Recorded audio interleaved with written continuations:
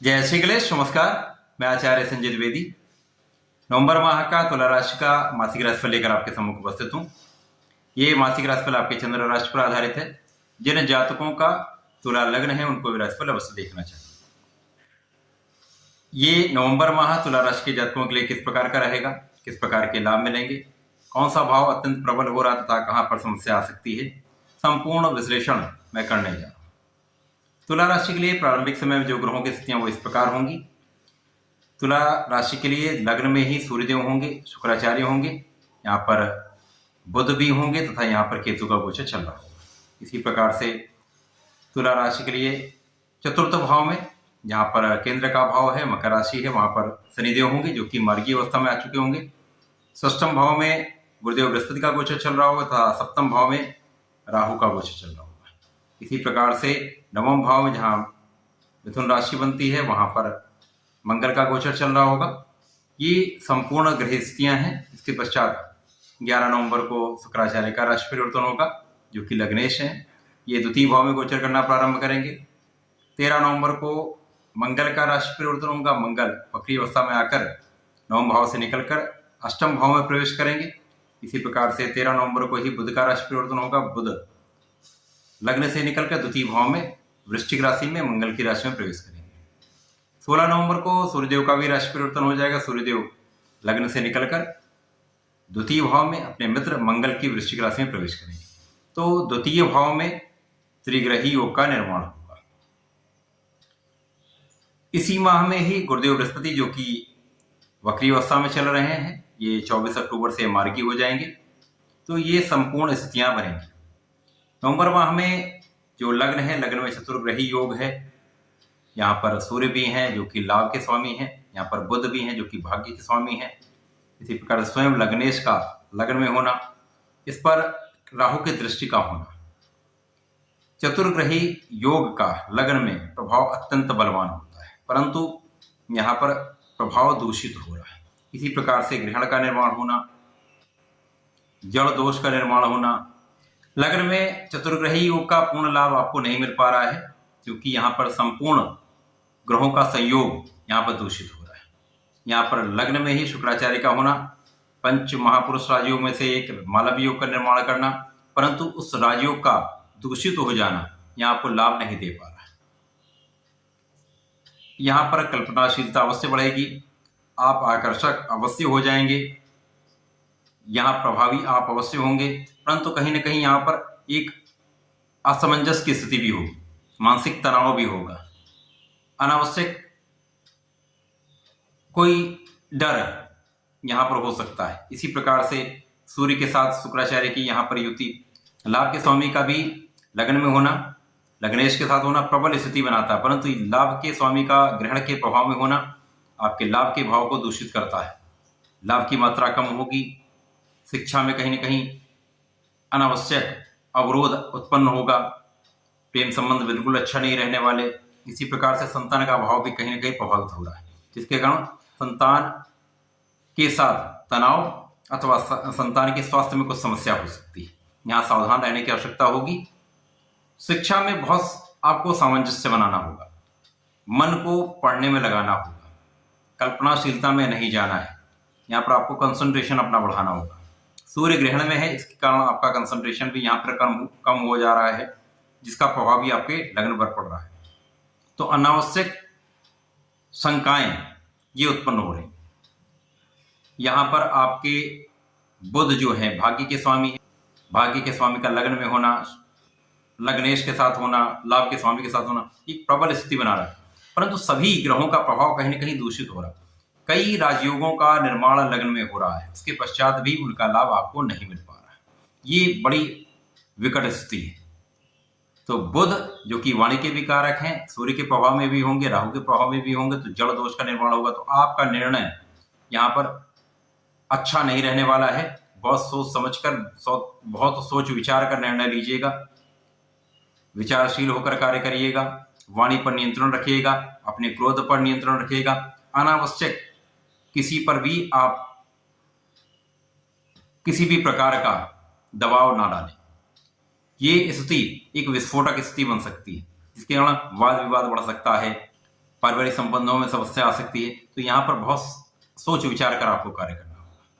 जो धन के स्वामी हैं, जो अष्टम के भी स्वामी हैं, मंगल का नवम भाव में होना, तो भाग्य का भी उतना साथ आपको नहीं मिल पा रहा है। परंतु यहाँ पर मंगल होंगे तो इनकी दृष्टि का प्रभाव तृतीय भाव पर होगा, तो कहीं ना कहीं ये आपको परिश्रमी अवश्य बना रहे हैं, जिसका लाभ आपको मिलेगा। शनिदेव चतुर्थ भाव में होकर एक विशेष राजयोग का निर्माण कर रहे हैं, पंच महापुरुष राजयोग का निर्माण कर रहे हैं, शश नामक राजयोग का लाभ आपको मिल रहा है। यहाँ पर ये भाव आपका अत्यंत प्रबल है। शनिदेव का प्रभाव भी आपके लग्न पर है, तो कार्यों में विलंब हो ही रहा है, परंतु ये आपके कार्यक्षेत्र को बल दे रहे हैं। कार्यक्षेत्र में निश्चित रूप से आपकी प्रगति होगी। आप परिश्रम कर रहे हैं, परिश्रम का आपको लाभ मिलेगा, परंतु यहाँ पर भी कुछ ना कुछ अवरोध अवश्य है, कार्य कुछ विलंब से होगा। शनिदेव का प्रभाव आपके षष्ठम भाव पर भी है, जिसके कारण आपके शत्रु तो बढ़ेंगे, परंतु आपके शत्रु आपका कुछ बिगाड़ नहीं पाएंगे, आप उनका पराभव कर देंगे। तो यहाँ पर आपको ऋण से बचना होगा। यहाँ आपको अपने वाणी के प्रभाव को यहाँ संतुलित रखना होगा। परंतु जैसे ही ये परिवर्तन होना प्रारंभ होंगे, 11 नवंबर को शुक्राचार्य जो लग्नेश हैं, इनका परिवर्तन लग्न से द्वितीय भाव में हो जाएगा, धन भाव में हो जाएगा। तो यहाँ पर ये यद्यपि अपने मित्र की राशि में नहीं जा रहे हैं, परंतु यहाँ पर इनका प्रभाव पहले से ज़्यादा बेटर होगा, पहले से ज़्यादा अच्छा इनका प्रभाव मिलेगा। 13 नवंबर को बुध का भी राशि परिवर्तन हो जाएगा। बुध लग्न से निकलकर द्वितीय भाव में पहुंच जाएंगे। अब दो मित्रों का संयोग धन भाव में हो जाएगा। लग्न का स्वामी तथा यहाँ पर भाग्य का स्वामी धन भाव में होगा, तो निश्चित रूप से धन का भाव प्रबल होगा। आपके पारिवारिक समस्याओं का यहाँ पर समापन होगा, पारिवारिक संबंधों में मधुरता आना प्रारंभ हो जाएगी। साथ ही साथ पारिवारिक संपत्ति का भाव प्रबल होगा। यहाँ पर आपके धन की मात्रा बढ़ेगी, धन का आपको लाभ मिलना प्रारंभ हो जाएगा। राशि परिवर्तन में मंगल वक्री अवस्था में आएंगे तथा नवम भाव से निकलकर अष्टम भाव में प्रवेश करेंगे। शुक्राचार्य की राशि वृषभ राशि में प्रवेश करेंगे। मंगल चूंकि यहाँ पर धन भाव के भी स्वामी है, सप्तम के भी स्वामी, तो यहाँ पर आप धन का तो लाभ लेंगे, परंतु यहाँ पर जीवन साथी के साथ संबंधों में समस्या अथवा जीवन साथी के स्वास्थ्य में समस्या निश्चित रूप से हो सकती है। यहाँ पर बहुत सावधान रहने की आवश्यकता होगी। धन का लाभ आपको कैसे मिलने वाला है? चूंकि मंगल जब अष्टम में प्रवेश करेंगे तो शुक्राचार्य की राशि में होंगे।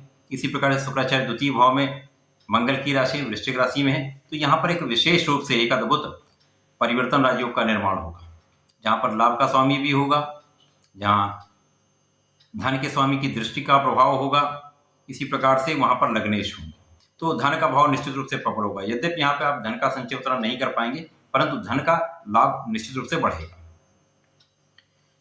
16 नवंबर को सूर्य देव अपनी राशि का परिवर्तन कर लेंगे तथा सूर्य देव द्वितीय भाव में प्रवेश करेंगे, अपने मित्र की राशि में प्रवेश करेंगे, तो ये भाव बहुत प्रबल हो जाएगा।